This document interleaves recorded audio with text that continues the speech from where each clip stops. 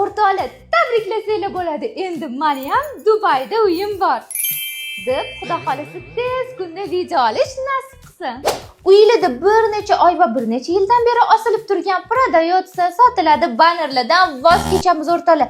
Sizlarga Toshkent shahri va Dubayda uy oldi sotig'i bo'yicha Sotildi uy kanali yordam beradi. Qisqa muddat ichida sizga xonadon sotib olishda yoki sotilmayotgan xonadoningizni sotishda aynan ular sizga yordam berishadi. Uy oldi sotig'ini aynan Toshkent shahri va Dubay bo'ylab amalga oshirishingiz mumkin. Pulim naqd.